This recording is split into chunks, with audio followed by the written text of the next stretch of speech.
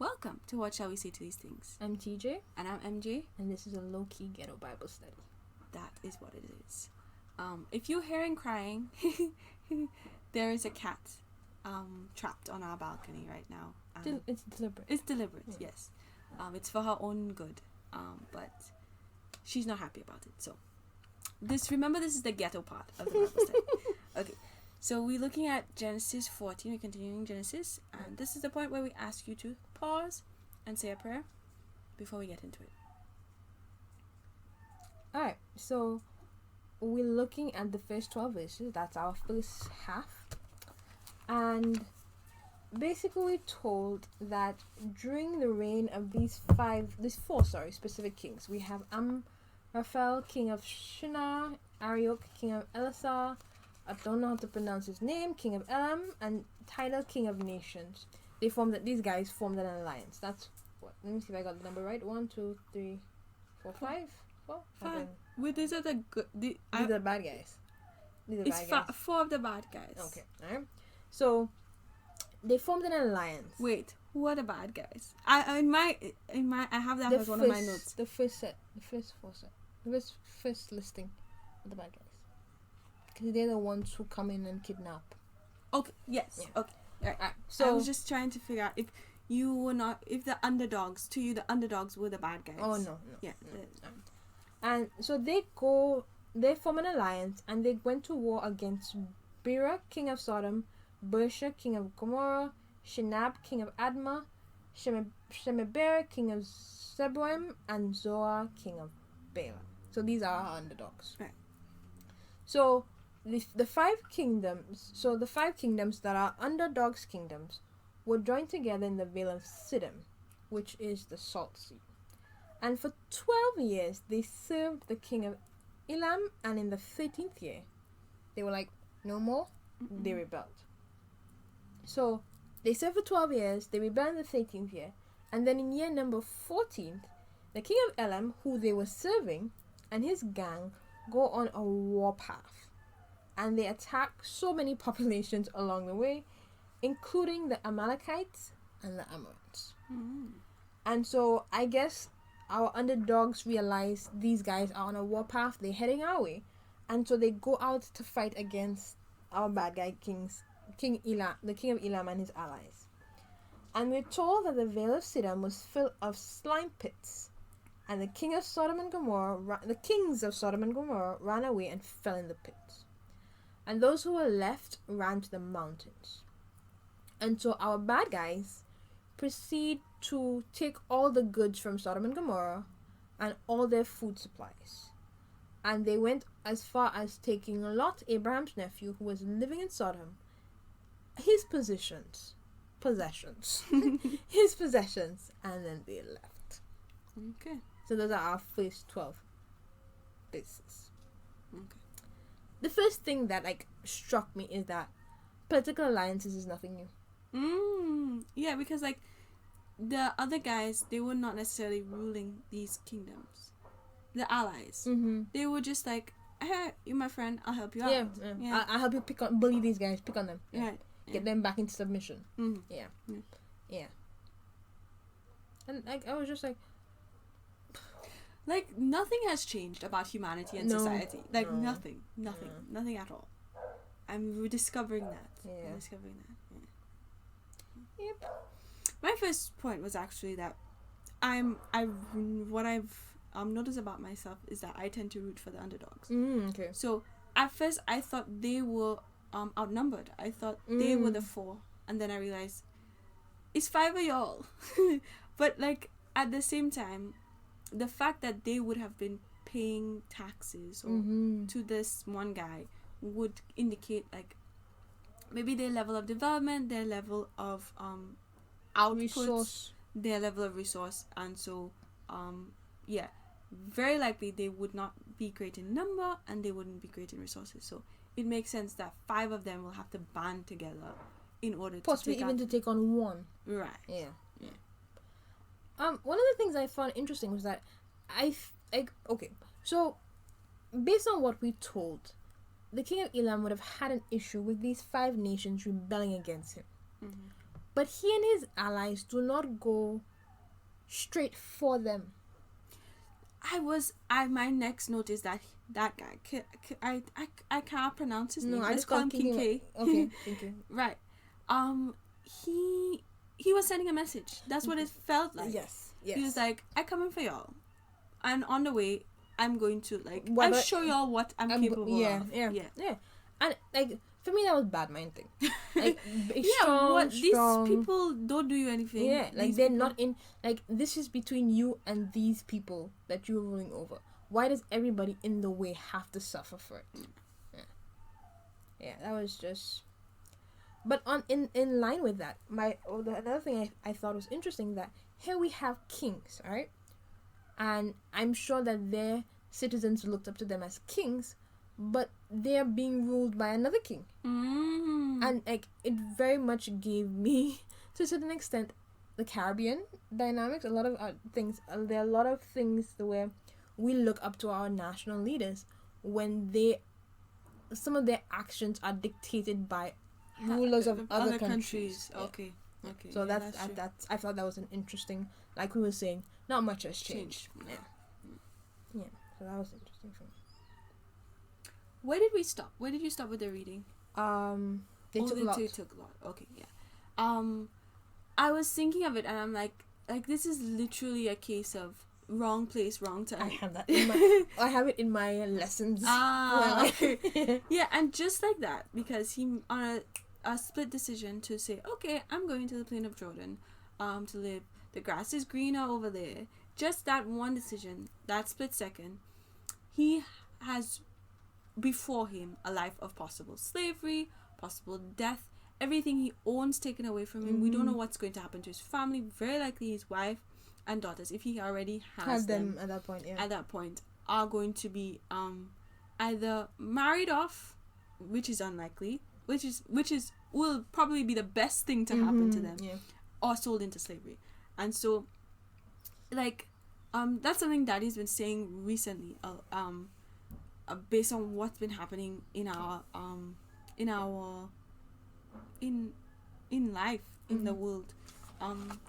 Just it's so easy for 1 second to change your life, like so quickly, and just like one decision, you just like you on a road, and there's not just an intersection, there's like a little off path, it's a shortcut, whatever, and like your whole destination can change because of it. And so it's just I don't know that it's something we could always be aware of without going mad. I think we're always aware of it, but like the amount of thought that we could put into it, or that would make us mad if we have to weigh every single action, considering all possible outcomes. Right. Yeah. I think that's where a big element of trusting God and aligning our will with His will come in. But on your, I didn't actually have that. Like, I didn't have that there. I had that in my lessons for my life. But what I was just flipping through my notes, because to me, at the end of the last chapter, he was not living in Sodom. He was living on the near, outskirts. Yes. right? And so it means that he's moved into Sodom. Okay. So it means he's moved into Sodom, because this chapter, it tells us that he was living in Sodom. And so that, I mean, I guess this is also bordering on like lessons for our lives, but we also have to be careful that when we decide to be on the outskirts of certain things, that we remain conscious of how easy it will be to slip in. Wow. And then they're lifelong, like you're saying, major repercussions, because he was just there. Like, had he I'm sure, like, if he had stayed on the outskirts, I'm sure he would have faced like some difficulties, but it would not have been the same as him being taken for a citizen of Sodom. That's crazy. My last point in this section was that the verse 12 reads it like Lot was the only person taken. And like, we know that that's not true, and especially as we go through the rest of the chapter, we realize for sure that that's not true. but I think it was written that way because in context of in the context of the story, in relation to everything we've been talking about before in terms of Genesis chapter 13, Genesis chapter 12, this is the person who's relevant. Yes. To the rest of the story, to what we've been looking at, to who the readers are familiar with. Like, it didn't make sense to list any of the other people's names because we were like, who's that? Right? But we know Lot. So, and I think not just we know Lot, but like we know Lot in relation to Abraham, which is significant. Yes, definitely. Anything else? No, that's it for that section. So we get on to the juicy section now. So we're looking at verses 13 to 24. So one man escapes, and he finds Abraham, and he tells him what happens. And when Abraham hears that Lot, his nephew, has been captured, he provides all the trained servants who have been born in his home with weapons. And we are told that there are 318 of them, and they go off on a rescue mission. Right? He splits them up into groups, and he and his servants attack at night. And they chase the people as far as Hobah, a place to the left of Damascus. Now, I was supposed to have gone and done the research for this because I was just curious about the distance from Sodom, or like not even necessarily Sodom, but like from where. Well, I don't know where Abraham would have been, but he was not in Canaan. Well, no, because I'm thinking, where would these people have been, right, at that point in time that he would have gone to them and chased them? Because I think it said he pursued them to Dan, and then they chased them as far as Hobah, which was to the left of Damascus. So I was curious about. I was supposed to have gone and checked that out. This website is supposed to tell me something. I don't know. Okay, so we're assuming, where is he coming from? 5 Local Kings. This is where they end up. So he leaves here, pursues them to here, and then chases them to there. No, that's not like he traveled further than he would have had to Oh no, but that's far. What? Look at that. Salem is Jerusalem. Which makes sense. Like if But it's not Jerusalem yet. Yeah, but it makes sense that would have been like where the priest of God would have been. Like when we think about big picture. So we're on our website, the BibleJourney.org, and they just showed us a map of Abraham's journey. Okay. Yeah, we have an idea, but I don't know. We'll post a link in the description so y'all can take a look at it as well. That's interesting. Yeah. So the distance of Dan to Hobah is not as far, because it says he pursues them to Dan and then to as far as Hobah. Okay. So it means that he traveled further to Dan to get to them than he actually chased them. Okay. But it also means that he was closer. Where was he? Yeah, he was, because this is Bethel there. He was closer to them than the kings of Sodom and Gomorrah. Okay. Yeah. So they would have kind of had to bypass him. They would have basically passed by him to go fight. Where did they fight? They fought right there, Valley of Siddim. No, what I'm saying is that when they took the people from here to go that way, they would have bypassed where. Unless they passed that way. Okay, fair enough. But they were on this side though. But okay. Yeah. Okay. That's interesting. Seeing it makes it like it just makes it a little bit more interesting. I think I want to get one of those Bibles with the maps. Okay. I feel like I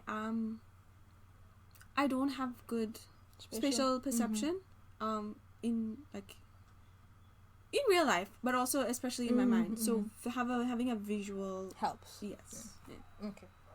Alright, so let's continue. So Abraham brings back the goods, and we told that he brings back Lot and the women and all the other people. Because I'm assuming that they would have taken not just the women, but possibly the children and the older men as well. So he brings everybody back, and the king of Sodom goes out to meet him, and we're told that other kings go with him as well. So I'm guessing maybe the king of Gomorrah and his other partners, his other underdog partners, right? And Melchizedek, who is the king of Salem, which we just discovered is what becomes Jerusalem, right?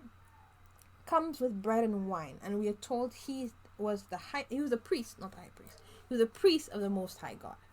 And he blesses Abraham, saying, "Blessed be Abraham of the Most High God, owner of heaven and earth. And blessed be the Most High God, who has given you victory over your enemies." And Abraham gave Melchizedek a tithe of everything, 10%. Right? And the king of Sodom tells Abraham, "Just give it to the people, and you can keep everything else." And Abraham said to the king of Sodom, "I have sworn unto God that I will not take a thread or even a shoelace or shoe buckle. I will not take anything that is yours, so you can never say, 'I made Abraham rich.' I will only accept what the young men have eaten, and a portion for the men, Aner, Eshcol, and Mamre who went with it." And that is the end of Genesis chapter 14. Alright, so I have thoughts. Alright? I have thoughts. Like, some of them is just questions. Like, okay, so like, for example, right? The man who came to talk to Abraham, did he escape from being captured? Like, was he not caught, or was he caught and did he escape? Okay. It brought me back to Job's situation, where everything that happened, one person escapes to be able to tell him. Oh, that's interesting. Yeah. So I don't know. And then I was like, it's interesting that this guy thought, let me go to Abraham. Yeah. Yes. Yeah. As you were reading it there, I was thinking about that. And I was like, is this one of Lot's men? So he knows, okay, or did Lot send somebody? He's like, run, we'll escape. They will not chase you, one man. Or the person escaped and was going to escape, and he told them, go find Abraham. Or when the whole siege was happening, he was like, run, go, because they would have had notice. Like, I feel like they would have had notice. Some idea that people were coming. But I think it just like, was it just a situation where Lot used to talk about Abraham so much that everybody knew? Okay, we just need to find Abraham. His uncle, we know he lives nearby. Lot is always talking about him. Lot is always visiting him. We know where he lives. We need to find him. I thought that was interesting. Anything? My first point is that Abraham has made friends. I read that, but I didn't take note of it. And after the fact, when he talks about them in the end, I was like, I should have made note of that. But yeah, like, he has comrades. Yeah, like people who will go to war with him. That's like that's legit. Like, who could you call to go to war with? I'm like, that's not you. You're right. You know, but like, yeah, that's. Yeah. So I was like, it was a surprise because I've always thought of him as this man in the desert with his family alone. You know, making this trek, this journey by himself. You know, a loner. But like he, in his time settling, he's made friends, like good friends that will go to battle with him, and that then made me feel nice. Yeah. It warmed your heart. Yeah. I don't know. Like, do you have anything else that's along those lines before I get into my next 2 points? I'm talking about his servants. I think that's what I'm talking about. So go ahead. It says specifically, right, that he provides weapons to the trained servants born in his home. Okay. And for me, that brought, like, there were two things that came to mind, like why specifically trained born in his home. One, for me, that was like big loyalty. Okay. Right. My father served Abraham. I was born in his household. Yeah. And secondly, it spoke of youth. So people who were born in his household would have been born relatively. Yeah, they would have been born relatively. Not recently, but like they're young enough to be strong, steady men to go to war. Yeah. And then in terms of the fact that they would have been trained. He knows what type of training they have. I thought that was interesting as well, that he would literally have an army, a little army. He's traveling, and so I was thinking about it. They would have, you saying they trained, and then they would also be fit because they catch up with this army. Yeah. They catch up with this army. And so I'm like, that's interesting that Abraham would have been prepared like that. But like you're saying, this is a man wandering to the desert, right? He has to have some kind of setup for protection, Okay. right? Some kind of defense system. Mm. So it makes sense that his servants are trained. And they're not just trained, I don't think just physically. It looks like they tactically as well. Because they know, okay, we will pursue them, we'll stop. Well, I don't know. I just assume they stop. But we'll catch them when they unawares at night. And then you have the fact that it's 318 of them. And what you expect would be a large army. Because we're talking about 4 kings. Yeah. But as you said, the 318 of them, for me, it was mind blowing, right? Because, for me, I was thinking all along that this is Abraham with his family and a couple of servants, right? But to have 318, right? I don't know. 318 that are just servants.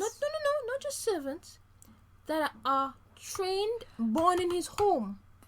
Oh, right? They have parents. Because they have siblings. They possibly have children. And they wouldn't be, because that wouldn't include the elder servants he had. And the women. And the children. These are specifically the guys who are trained and who have been born in his home. So we're not even talking about, we talked about him going through Egypt and possibly picking up servants. So these are not even those. We're not even accounting for those. These are just those who were born into servitude with him, who have been trained for combat with him, who he has decided to give weapons to, and that's 318 of them. So can you imagine the total number of servants Abraham would have been traveling? He had a little village. That was not a little village. That was a big village. That was a nation. So that blew my mind. Processing that blew my mind. Abraham is already a great nation. All by himself. Yeah. Okay. Let me just think this in. Okay. Before you go, that puts things into perspective as well. I wonder how he felt. So he's literally surrounded by people, with families, with heirs and descendants. And so he's traveling with this huge group of people. But they're not his family. They're not his blood. And so I wonder if that was, every time a baby's born on camp, in the camp, if it would remind him the wrong way. Well, not rub him the wrong way, but trigger him. Yeah. Because it looks like there were lots of babies being born. Yeah, and but it's interesting because later down in the story, we see him talking to God about Eliezer, leaving his wealth to Eliezer. So it means that while it may have been something that bothered him, it was also something he was processing and possibly coming up with solutions for. Okay. Yeah. I just wanted to grab on to the point you made a while ago about their tactic. And a lot of the times we use divide and conquer in terms of an approach on the enemy. So we're going to divide them, and that's how we'll conquer them. But they literally did the flip thing. They divided and they conquered. And I thought it was that's such a cool, because we see that in other places in the Bible where they split up. Right. And the Gideon story. Right, and they attack in the night again. Yeah. So that seemed to be been God's go-to ambush in the dead of night. But I just thought that was interesting. That it was usually when we talk about divide and conquer, we're talking about we going and causing division, and that will be our conquer approach. But in this case, it was literally we're splitting up, we're dividing ourselves into groups, and that is how we will conquer. Yeah. That's cool. Okay. What I have jumps to the king of Sodom. So you have anything in between that? That's where I am. Okay. So we're gonna move right on. I was processing, right? So we establishing that these kings, like the king of Sodom, the king of Gomorrah, have been paying tribute to the king of Elam. So it means that their resources have been taxed, literally, right? They've just gone to war, further depletion of their resources, and then they come back to find that everything that they had in their entire kingdoms have been taken away. And here we have Abraham bringing everything back, and the king of Sodom will tell him, "Just give me the people. You keep everything else." You know, I'm thinking about it the opposite way. I've thought about it in the opposite way. I'm like, dude, I just got all of this back. You have no leverage here. You understand what I'm saying? You mean from Abraham's perspective? From Abraham's perspective. I'm like, I'm looking at the king, and I'm like, it's nice of him, like you saying, to offer that. I wasn't even thinking about it being nice. I was thinking about it in terms of an extent of gratitude. I was thinking Abraham could do whatever he wants. He just saved all. He could take all of them as his slaves if he wants to. I agree, because I have that as a point, right? Okay. But what I'm saying is that the extent of gratitude this man must have been feeling to say, we can start from scratch again. Like, we just so we grateful were about to have to do that anyway. But they were going to have to do it with no people, right? You've brought our population back to us. We now have a kingdom again in terms of human resource. You can keep the physical, the material. We're just so happy to have the people back. And for me, like, I was trying to think of, like, what would somebody have to do for me, right? For me to be that grateful, for me to tell them, you know what? Take all my money. You can have all my money. I guess it would literally have to be them rescuing my family. You know? Like, rescuing my entire family, and I'm like, okay, fine. Like, you know, just give me my family back. You can keep the money. I guess to a certain extent, that was literally the position the king was in. Because I'm sure his wife and his children must have been taken captive as well. His siblings, possibly even his parents, like, everybody. And, like, not even taking into consideration, like, his literal citizens, but, like, his family must have been kidnapped as well. So I was seeing it from the perspective of, like, there being so much gratitude for him to say, I never even processed it like, that way. I was just like, you keep the goods, just give us the people. Yeah. But like you saying, I was saying that, like, Abraham could have, and, like, he didn't even have to keep everything, right? Because we established he's wealthy. He already have 318 men that he could just take to war, because they, like, this is a specific category of people he's chosen to take to war, in terms of his servants. He has 318 of them. So he could have even just said, I'll take half. Or maybe even a quarter. Or give me 10% commission. You know? That type of thing. But he was like... And that reminded me of the Jews in Esther. It's like, we're going to destroy our enemies, but we're not going to take their money. Yeah. And so it was that same vibe. Like, what's it? Home half. That's what it was. Yeah. Like I'm okay. Like my God has me. And I think it was interesting to me because that was not his response when the Egyptian pharaoh was giving him stuff. He was not like, home half. He took it. But in this instance, he was like, not a piece of thread, not even a shoelace. I'm not giving you the opportunity to say, I made Abraham rich. And I was just like, somebody can make me rich. They can go ahead and say that. But I was thinking as well that Abraham received like a grand welcome. So you have the king coming out to meet him, which would be significant. The king and his allies, and then you have Melchizedek as well, who's, we say he's king of Salem, and a priest. And so, he blesses him. Right. So I guess, like you saying, he was greeted as a hero because because of, and I'm curious as to why. You were saying, okay, never mind. We cleared that up already. I was saying I'm curious as to who Melchizedek is, as in, was he one of the places? Was he from one of the places that got I don't think so. ravaged? If you look at the map, they were down here. These are the kings. So there's the Zoar. We have Sodom, Gomorrah, and I think these are the other two places that the kings may have been from. So they were all from the Valley of Siddim. So he's just an onlooker. Yeah. And maybe a friend of one of the kings, and he's like, let me come out and. But I guess he recognizes. Well, yeah, he collects a tithe as well. He's like, there is a man of God. He goes into battle with a little bit of people, and he comes out on top. So God has to be with him. Let me greet my brethren. I don't know. Yeah, I don't know. That's a possibility. Yeah. But it also makes me very curious as to what were the requirements to become a priest, because this is before the whole Levitical system. Like, we say he's a priest, but like, says who? Yeah. So like, were they like?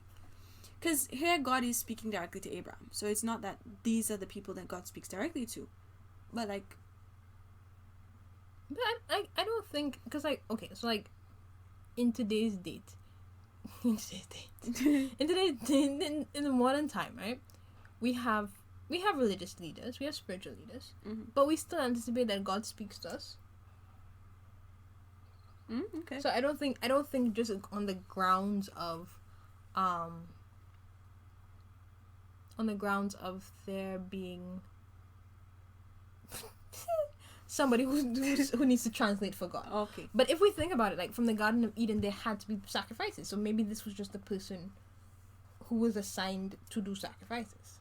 Okay. Because like, I feel like Abraham's been going around doing his own sacrificing. Yeah. But like, he's also a nomad, so this guy might have been doing it for like the region or wherever, and like, okay, so we don't know. Yeah, we don't know. It's them. It makes me interested in him, and like and his role yeah, and how it worked at that point in time. Because this is where I was supposed to record that. I went back to check how far ago was Adam and Eve.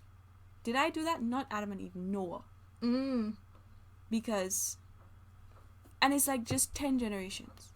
You're saying just 10 generations? Like, how many generations before Noah was Adam? It wouldn't be that much. That's what I'm saying. So you're saying just 10 generations, like 10 generations?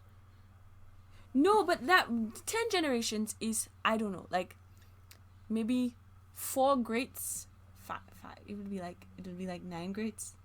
9 grades in front of the grandparents, but like that means that literally all of these people interacting are related. Okay. Like these people fighting, and it's just to me 10 generations, but it might have been a larger span of time, not necessarily because they lived longer. Yeah. But I'm like, Melchizedek and Abraham are related. Okay. And all these kings fighting, and like in my head, such a short span of time, like.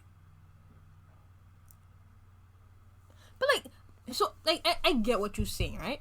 But like, because it's not us, but like in this day, you have people who are in the same generation fighting in families. No, I wasn't even thinking about that concept. I'm thinking about that in my head. All these people are like heathen. You understand? Okay. And Abraham is like this man chosen by God. And here we have Melchizedek, who's a priest. But like, and like, when, like, yeah, I don't know how to explain what I'm saying. It's just that, like, I have this tunnel vision when it comes to the Jews that like, their story is the only story. You understand? And because it's the documented story, right? And so, like, these people are descendants of Noah, but we don't know necessarily that they still worship God. Yeah. So it was just I guess mind blowing and eye opening for me to process that here is what I consider a random priest, but he's he's serving the Most High God, and this is even before the whole Levitical system is set up, and there are possibly lots of priests, like both before and after outside of the Jewish okay, I got what you're saying. And it was just like The Jewish documentation. right. Yeah. Okay. Yeah, I get you. I also appreciated Abraham not. There was something else. There was something you said, but I think I will try to think it into a lesson. If you can remember it. If I can remember it. But yeah, I was also appreciating that Abraham is like, I take this stance for myself. Mm-hmm. About I'm not going to take your money, but I'm not going to assume that my brethren are going to like they were not rescuing their nephew. I got my nephew home safe and sound. They were with me. I want them to have the opportunity to take their share. Yeah. So I appreciated that as well. Yeah. Like Abraham is going up in my books. I'm forgetting about his past mistakes. That's good. Yes. He have a few more to come. Anything else? No, I think we talked about everything else I have. Yeah. Okay, so like my 2 points about God are, I'm just going to look at it. I'm going to see if I can make it into one. Okay. So, sometimes from people's perspective, the odds may look against us. Like we're looking at Abraham going with 318 men. It possibly were more because he has his comrades with him. We get the impression that the 318. Well, we don't even know because the 318 may have been like the total number of people who went with him. But we're looking at that against an army who defeated the armies of 5 kings. Mm-hmm. And all he's going with is 318. And so somebody looking from the outside would have been like, there is no way, right? And I think sometimes people may look at our lives and be like, there's no way. But God will work it out for our good and for his glory. And sometimes we anticipate that he will work it out using an equally massive army. Or an equally massive miracle or an equally massive answer. But sometimes it's a small army. Like, it's not even enough people to be considered an army. Sometimes it will be the smallest thing that he will use. And it will be all he needs to use to make it happen for us. I think I can relate to that on a personal level. And, like, I think it's just a reminder, like, we can't predict how God is going to like work things out for us. And so I think one of the things we can do is like keep looking out. So when you see the 318 people coming, you're not like AC. That's all. It's just a maybe this is the so we look at even the little things as maybe this is the answer, and hopeful and maybe grateful. This is the rescue. Maybe right. Yes. Yep. Oh, so that was the 2 put together. Wonderful. Basically that's what I was talking about. Those are my lessons as well about God. The fact that God can save us from any situation, and even though like we were talking about it last time, that Lot's decision to move led to lots of bad things happening. Well, not two major bad things happening. Him being involved in in disasters basically, and despite his decision indirectly possibly leading to those things, God is able to save him, and God is willing to save him. And so that's a reminder of what we heard. I think you made that point about Abraham. God doesn't hold our blessings hostage when we make mistakes, and I think it's the same thing for protection and provision. Yeah, like he loves us. He's taking care of us in spite of 318 men. Yeah, in spite of. And then I'm also like, to me in the Bible, I see a trend of God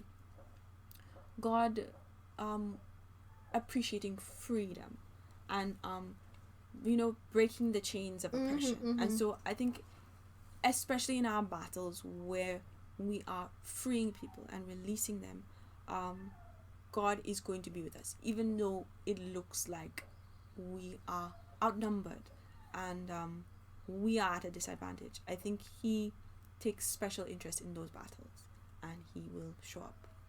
Yeah. So those were my lessons from God. My first person lesson is one you raised very early in the discussion, is that being in the wrong place at the wrong time could be pretty traumatic. Yeah, that's one of my fears. Like, okay, yeah. And I wasn't even, like, you weren't even meaning literally. Not. It was literally, but not even necessarily like a physical Danger. Danger. I think sometimes, who we associate with at certain points in our lives, like the habits we develop at certain points in our lives, just being in the wrong I want to say the wrong place in our spiritual journey at a certain point in our life has us at the wrong place at the wrong time. Okay. And Yes. like it could have lifelong Effects. trauma. Yeah, So, okay. like, and I'm talking from personal experience. Like, there's some things there were certain and I say relationship, and not necessarily in the romantic sense, but like just relationships that I was in at certain points in my life. Some of them were in the romantic sense. At certain points in my life that, looking back, low-key traumatized. Low-key. But yeah, so like yes, like in Lot's case it was a physical thing, and I think sometimes it can be a physical thing, not even necessarily in terms of like being in literal danger, like just sometimes we end up in situations that we could have avoided just because we went to the wrong place. Like, we were on the outskirts and we slipped in. Okay. So, yeah. This one, like, I struggled with this one. I do not need to accept payment or reward for everything. Especially when it was God's doing, not my own. The thing is, that's the thing.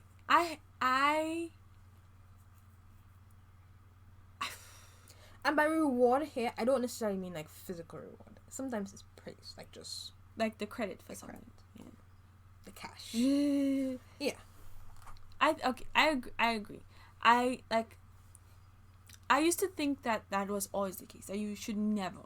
Oh no. But like I think it's like you're saying, it's a matter of, and I've been trying to change that, like change it to like, this is God's gift, right? Yeah. But I think you're right. Like, I think there's time and place, and I think especially in cases like Abraham's, where he does not need any more. Like, he's doing his best. He's living his best life. He does not need the reward. And also, it's a case where taking from this person can make it look like he not only took advantage of them, but like he's saying, they could say they made him rich. But like, I'm not like Abraham. I could do it. I could do it. However, I think there's certain things like there's certain things I've been able to do in life that I have not, like, I've deliberately made a volunteer thing. Because I think there are certain things that God has blessed me with. Like, God has given me like knowledge, and He's given me abilities, and I think sometimes it's okay to just allow God to use you with the things He's given you and not expect anything in return. Okay. Yeah. But it's nice to get paid. Cash and credit. My points, I'm wondering if they're not God points. But I think they're kind of thing. it was just rephrasing my God points into me, that I could trust God to be my backer, and also that I can trust him to make me wealthy. Yeah, like I don't need Other King people. K. I don't need to after. Yeah, I don't need other people to give me. You don't need other people, and you don't need other people's wealth. Exactly. Okay, so my final point is that generally we try to be peaceful people. Mm-hmm. We try to be mediators.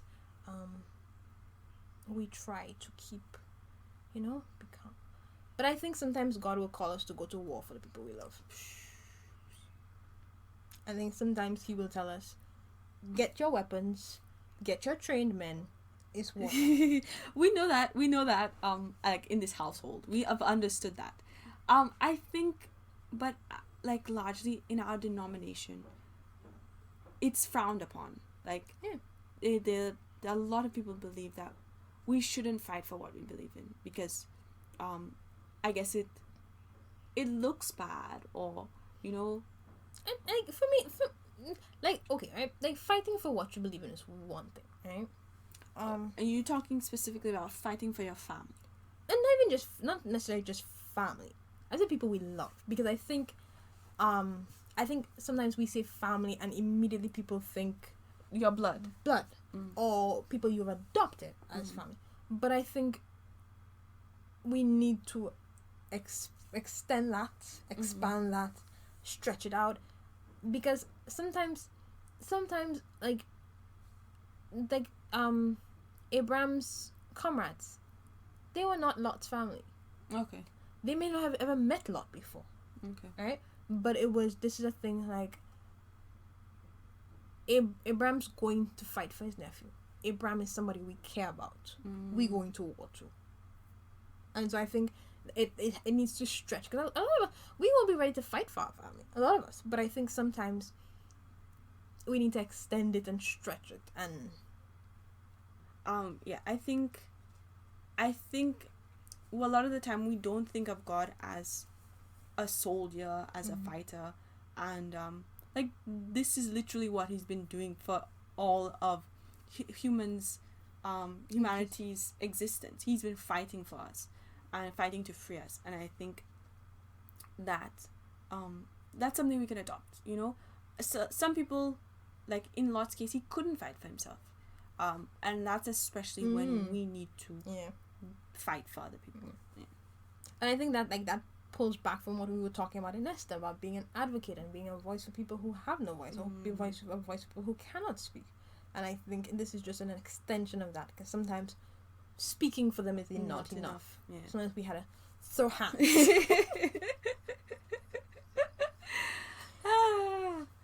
So, how are we going to, who in our household are we going to train for in case we have to go to war? Marty?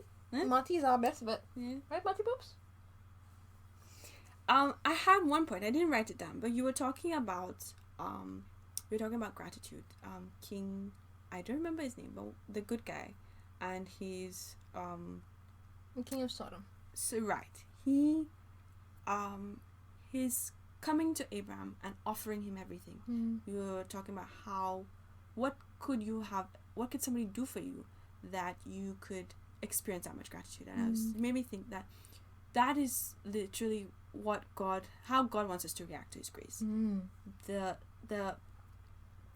fact that, he died for us, and he has given us victory over sin, he's given us victory over death, and not just us as individuals, but like everybody we care about. And so he's rescued us essentially. And so our natural response in processing that and understanding that is like, take everything I have and take me too.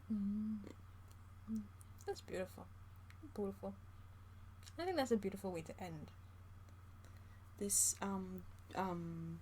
this hodgepodge of a discussion. Yeah, this one was interesting. I hope you have fun editing this. Okay, but yes, this was an interesting discussion. We hope you enjoyed it, and Or at least we're entertained, if nothing else. Was there anything else? Okay. No, I think we read the whole chapter of chapter 15 next time, God willing. So, this has been an episode of What Shall We Say to These Things? I'm TJ. And I'm MJ. And until next time, we're out.